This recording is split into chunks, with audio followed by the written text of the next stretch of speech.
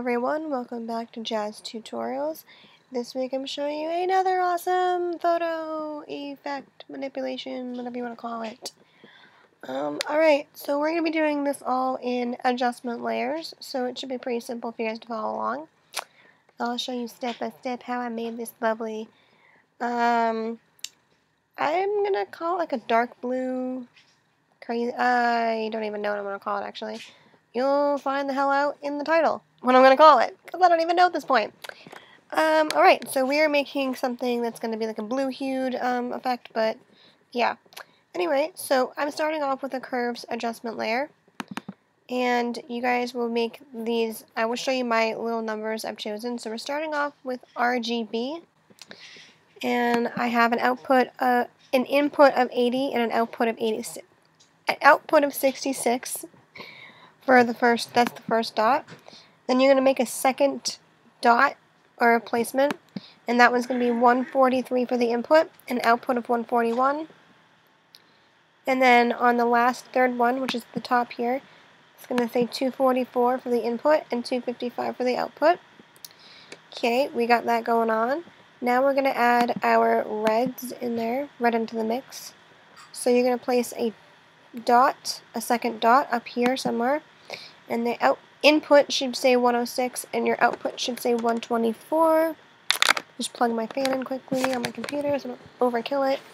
Alright, and then your third dot will be right here, and that's going to be 210 for the input and 178 for the output. And the fourth and final one will be 255 for both input and output. Okay, next we're going to go with the green. We're going to add a second dot here, and this one should say 110 for the input, 70 for your output, and then thirdly, 141 for the input, 122 for the output, and another one up here is going to say 200 to 200 on the input and output, and then the last dot at the top is going to be 255 for both input and output. Then lastly, we're going to edit the blues, and this will be these here.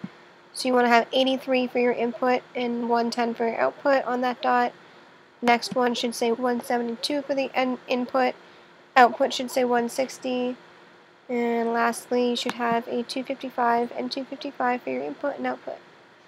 Alright, that's going to be your curves adjustment layer. You should see something dark like that. That's pretty cool actually, but that's not the effect. Next adjustment layer is going to be a color fill layer. We're going to be choosing this color of blue here, and you're going to change your blend mode to lighten. Lighten will be your blend mode choice, and opacity should be 23%, and you should see something to that effect over there. And a third adjustment layer will be color balance, and you're going to be choosing midtones will be -43, positive 35, and a positive 40 for your yellows. Shadows should say -20, then plus 22, -54. And you also want to make sure preserve luminosity is checked off. I'm not sure if it will be or not. Sometimes it's not. And then on your highlights, you'll leave it as is. Don't change that. So make it visible, and ooh, look at that. Getting somewhere, guys. Alright, next we're going to add a levels adjustment layer, and you want to just use these here. So over here on the left side we have 37, in the middle we have a 0.97, and then towards the end we have a 255. Then down here on our output levels we have 46 and then 255 on the right.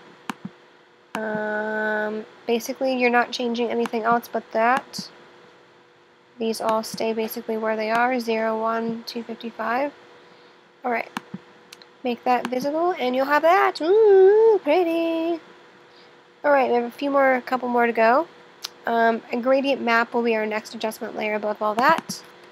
And you want to have this two colors selected. These probably are not in your presets. They were in mine, but I think I may have used this similar hue in a previous tutorial, so that's probably why it was there. So 290A59 for that color on the left, and then the right will be this orange color here, FF7C00. Click OK, And you're going to set that layer's opacity down to 47% with screen for your blend mode, and you should see that. Okay, we're almost done. Got a couple more layers to go. Another color fill layer above that one. You're going to choose this orange color here, FFA 200. Set the opacity on that to 12% and screen for the blend mode. You will get that lovely effect there. Now this is how it looks as is. I've added a brightness and contrast to mine, and I'm going to now adjust it to suit my settings if I don't like it. So right now it's at 0 and 0, but if your photo is a bit too bright or a bit too dark, you can adjust the brightness and contrast to suit that if needed. You don't have to do this step if you don't want to. You can certainly stop at the color fill right there. I'm going to go with that. Again, you guys may have to change it for each photo because every photo has a different set of stuff. So this is one photo that I have here, and you'll note on this other one here it's a little bit lighter and brighter. So I did the same thing on this one, but now I'm going to edit this one with more brightness. Actually, I'm going to darken it over here and go like that. Cool! So as you'll notice, those are two different sets of numbers for my brightness and contrast. Alright, I'm going to get out of this one. Now, I did test another cool layer you could add to this. If you want to add a vignette, you could. That'd be a really cool effect. I will show you how that will be cool. Let me, oops, not white, black. Grab my eraser brush and just boom. Ooh, look at that. That's pretty cute. Ooh, wait a minute. Hold on. I think that's... Well, I think that that was too big of a brush. I think it just got rid of everything. Let's see. Nope, it's still not big enough. Nope, that's too big. Alright. I don't want to do 5,000. Oh, man.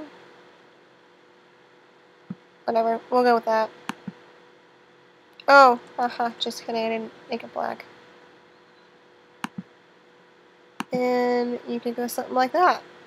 And then if we got rid of that, this is what it looks before, and that's the after with our black vignette. So you guys could do it either way. It looks cool. I actually like the vignette with this. It looks really nifty. So I might just leave it as is. But I'll probably in the thumbnail of this video, I'll just show you the actual effect itself, but you guys can now see it with that. So those are two, that's another way to enhance this photo effect. I hope you like this mysterious blue effect. I think I might just call it mysterious blue effect, because it is kind of mysterious looking, like a horror movie type of mysterious, so we'll go with that. Yeah, or just mysterious effect in general. I don't know, well, you'll find out in the title.